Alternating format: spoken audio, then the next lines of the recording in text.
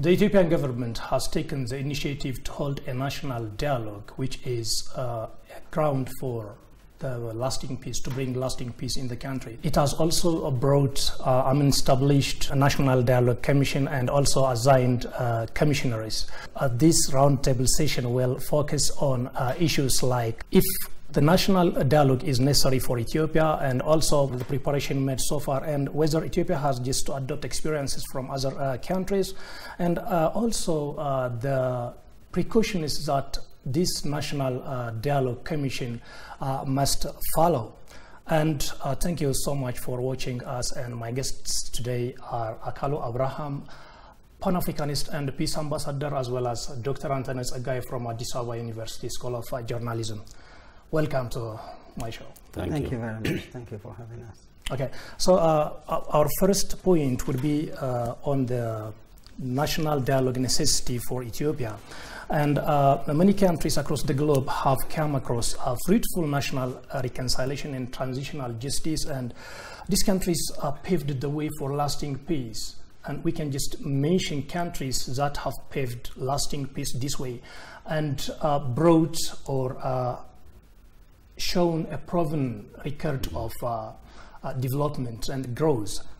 Countries like South Africa, Rwanda, Ghana, Kenya, Poland are just some of these points to mention, including Iran.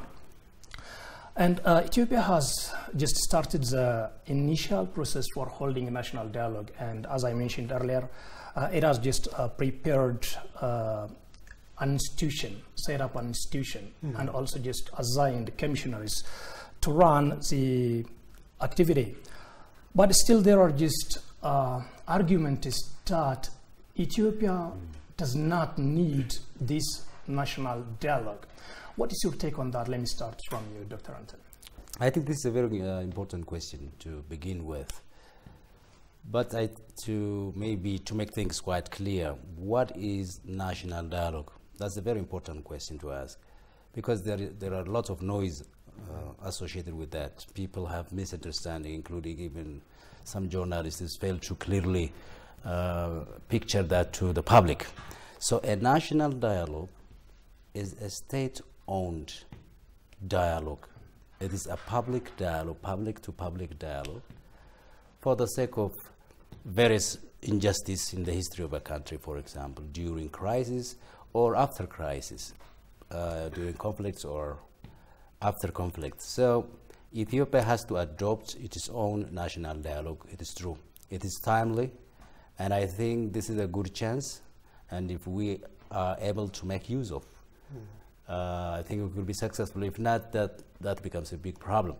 So when we ask about the Ethiopian national dialogue, there are two things to answer. The first is that the first national dialogue? You know, every time when we craft a national dialogue, we should learn from the past. What is there is what we call the Peace and Reconciliation Council, and that was established in 2019. That's a very important, in institution. So we need to ask what was the success and what was the failure of that institution.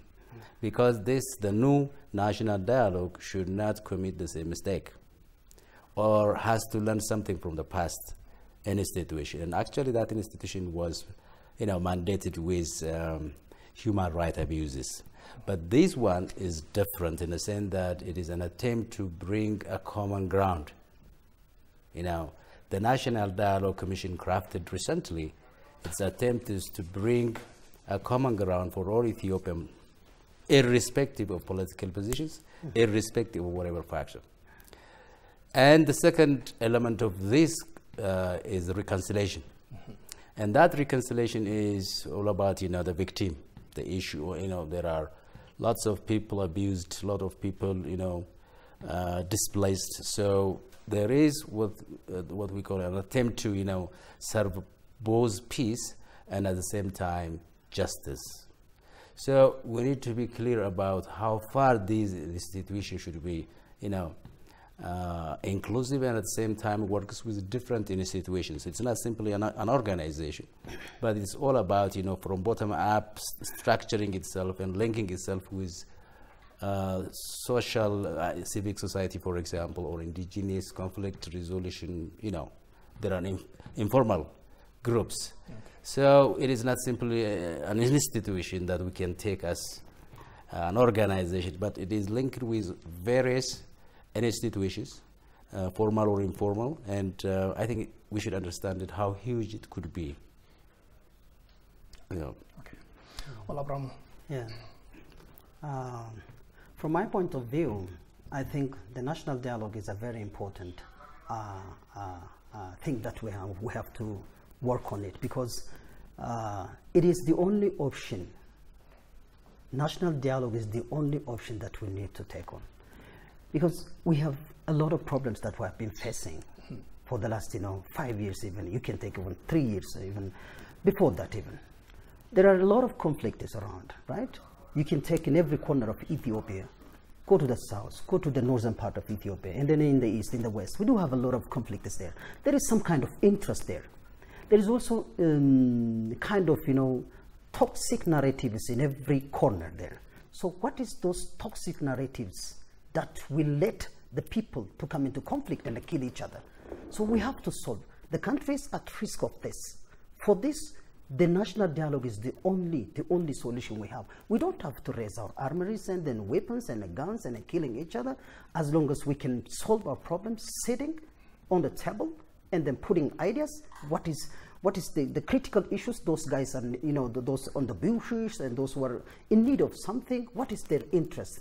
So those things should be on the table and discussed and solve it, as intellectual, as the 21st century people of the world even. So and then we have to take on the experience of others.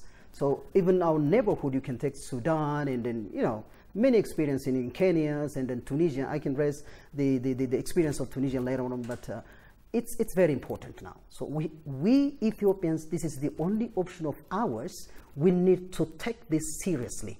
All the nations, I mean. So it's very important, because we need to see the better picture of our generations to come, right? That's very important thing. That's what I really want to say. Okay. It has been just some 60 years or more, as some scholars argue on this issue, that Ethiopia has been just under such disputes. I mean, the various groups, the various ethnic groups, and also elite groups in Ethiopia have been just in such disagreements and lack of interest in this country's political agendas, development agendas, and so on. So these groups must sit together with some sort of representatives from each, even including those people from the grassroots level, civic societies and others, so that peace can prevail in this country. Because it is just peace over the past, maybe for a century, I can say that Ethiopia lacked and cannot use its potential, growth potential. I mean, for example, Ethiopia cannot just use its natural resources for growth and development, and just to prosper its people, to extricate its people from quagmire of poverty, I can say. So it is a must, I think. And I think it is... I think something that you raise is very interesting, because when we talk about Ethiopia, we need to give a context to the political landscape and at the same time the history of the country. You see, the problem about Ethiopia is continuity of nation building process. So we went through the breaking and making of Ethiopia. So there are unresolved political frictions in this country. So the purpose of this kind of national dialogue is to heal those problems, at the same time to come up with a clear picture about Ethiopia, what is common among us. Because we worked very hard and at the same time abused our differences. If you ask somebody about what is Ethiopia and what is the content of Ethiopia, what is the salience of Ethiopia, then you may get different answers. So the public should be engaged in dialogue, involving itself and asking all questions, raising all the questions. By the way, there is no don't ask, don't say. There is no this kind of instruction in national dialogue. Every point is important and every individual is important. So for Ethiopia, you are right. Given the context and the political history of Ethiopia, I think it is the right time. And like you said, it is the only option. And if we fail, you know, in a national dialogue, there is no A, B, and A and B. You fail or you succeed. Exactly. So the engagement of everyone is very much important. And at the same time, this should be taken seriously. Sure. So building a sort of common or shared identity as people of a nation would be a great idea. So it's, I think Ethiopian government is a commitment and part of the massive political reform in the country since Prime Minister Abiy Ahmed has come to power in 2018. He said in one of his speeches at his earlier time in the parliament, he said there is no prey, no predator in this country. Every Ethiopian citizen must be treated equally. So for this to happen, there must be a ground, and this ground is created when the national dialogue is made and the dispute is settled, the conflicts among Ethiopians and conflict of interest among different groups are settled, then it is possible for Abiy Ahmed's government to treat citizens equally. So now the possibility, I think, has come. And it has been just 4 years since the government has promised this, and the good news is that the national dialogue is going to be a reality in Ethiopia. And what is your evaluation concerning this? I mean, concerning the preparation phase. Okay. You see, the national dialogue, when you ask people about this national dialogue, people simply take it that, you know, as a quick fix strategy. No. It takes a long time. A national dialogue, there are 3 steps: the preparation, the dialogue, and the implementation. And to your surprise, the preparation most of the time takes about 55 to 65% of the time. So today, where we are is on, you know, giving mandate to the institution. The National Dialogue Commission was given mandate. So that's the legal aspect of the institution.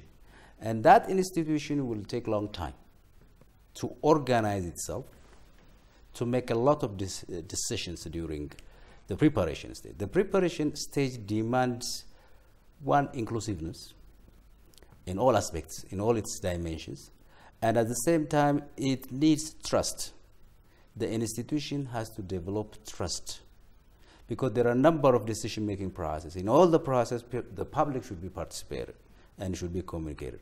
And the actual process of dialogue may involve lots of people, lots of factors. And the implementation is also important, because if the public doesn't buy it, it's meaningless. See? So there are a lot of examples that we can take, but very important point is there must be a political will at this stage by the government, and at the same time by contending forces. We don't need to hear about early exit of some politicians, like boycotting.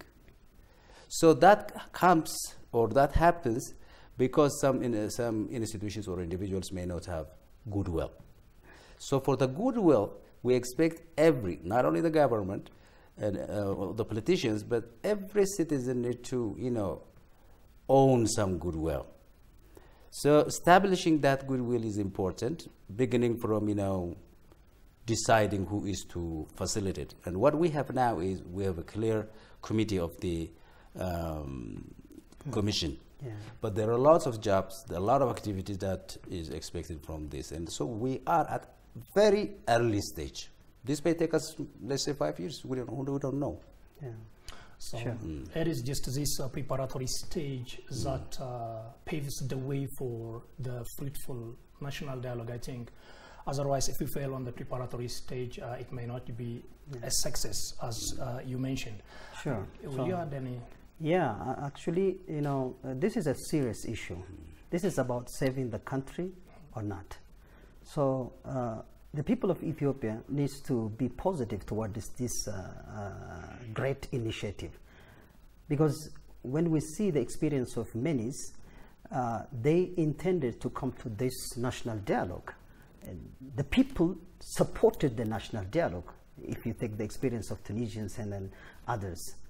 And then the medias all were talking about the national dialogue. See, all the social medias all talking about the importance of this, the national dialogue. That's a very important thing. So what we have to do is, like we have, as doctor said, that we have to go down to the Warada level, to the Kabali level, and then what is the pain there? And then what is there on that zones and on that Waradas, on the sub-cities? What is there? What kind of questions that the people are raising? What kind of interest do they have? Are we really understanding their problem and trying to solve, or only watching, just the highlights of the problems and then trying to solve it?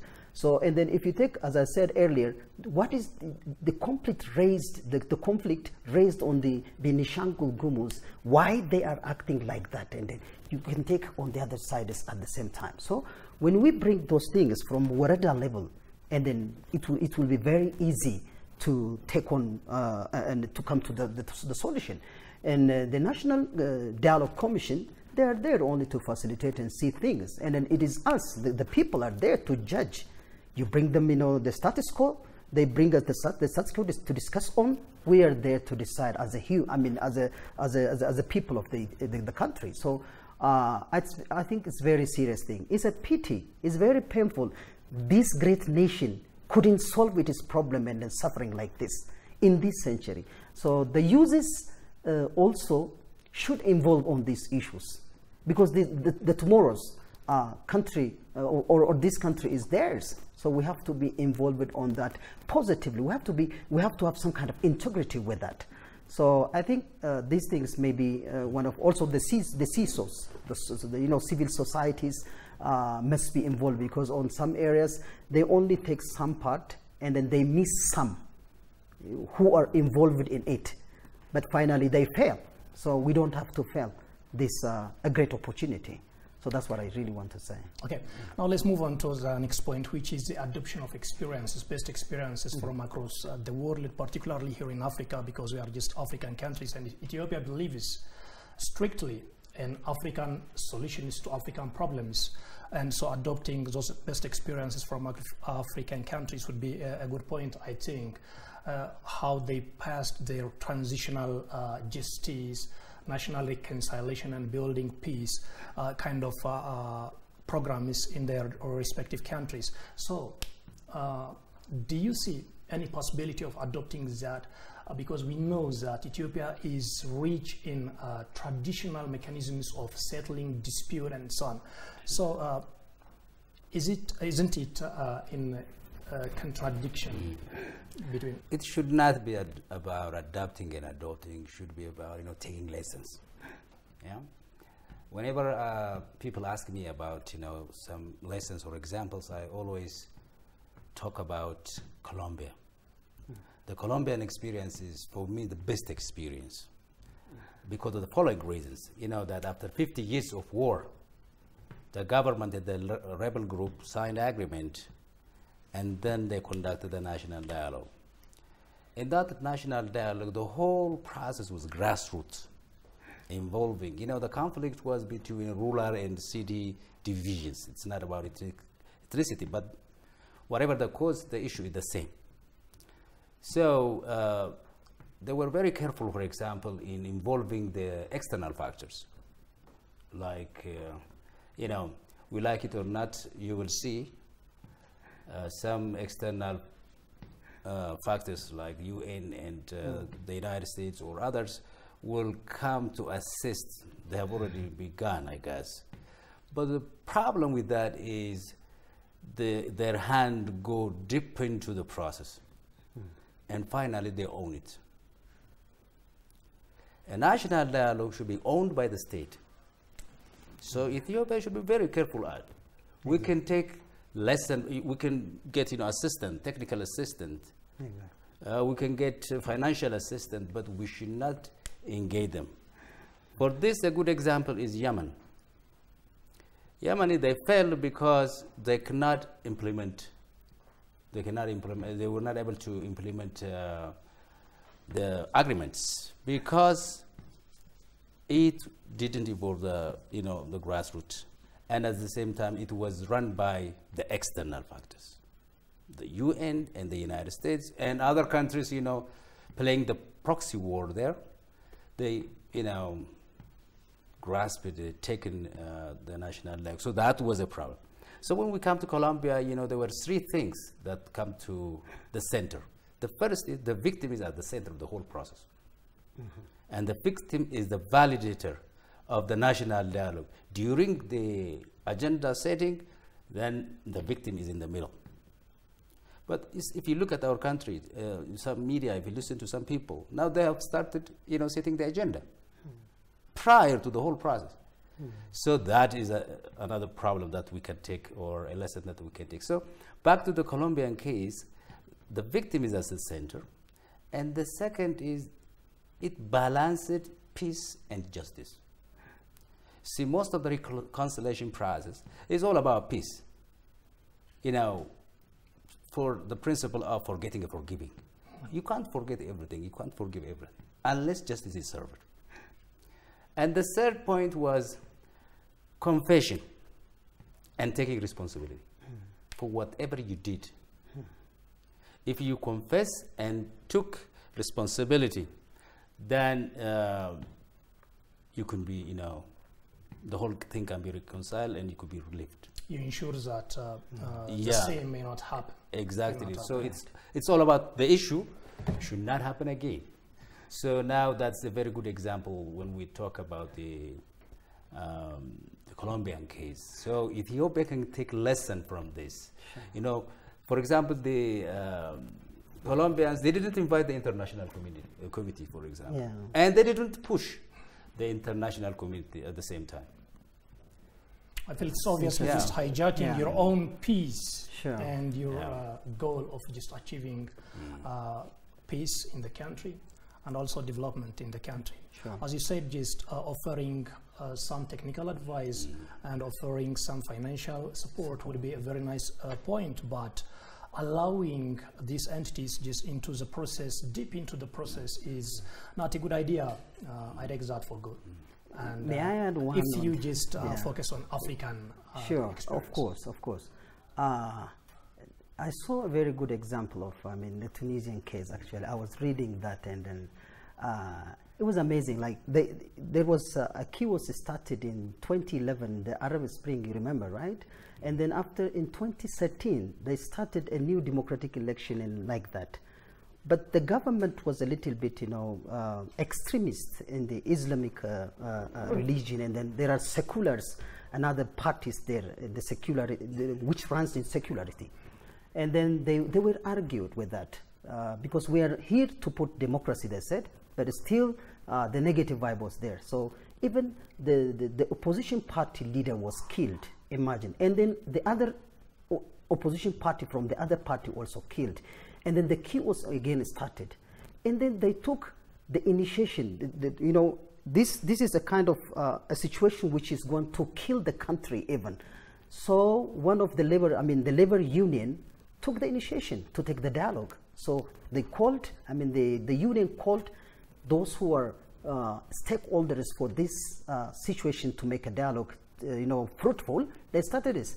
And then the other parties also, the unions also joined them. Another 3 unions joined. They are still civil societies. 4. And then they call National Dialogue Quartet. This National Dialogue Quartet played a greater role to change Tunis today. So Tunis is, now a little bit safe in Africa, Tunisia, if you take a little bit safe. And then finally what happened was a very surprising thing is, they were, won the Peace Prize of the Nobel Peace Prize in 2015. What they did on the national dialogue. See, they contributed for their country. They saved their country. They did amazing thing for their country. They let the country to be better. Then finally, you see, the world was watching. There was no intervention of the foreigners. The AUs, the UN, and everything. They did everything by themselves. And then finally, they were awarded with the Nobel Prize. Look, when you do something good, people watches you in a better way. You are saving your generation. You are saving your country. So they have to take such kind of commitment. There are a lot of issues are raising before this, which makes you to be disappointed by not to go on with this the national dialogue. Many those who are in conflict entrepreneurs, you can call them. These people are making a mess but still the only option we have is this one. So we have to work on that. That is my suggestion. So we have to take experiences from others and then save the country. Okay. So that's a very nice point you have just raised from experiences here in Africa.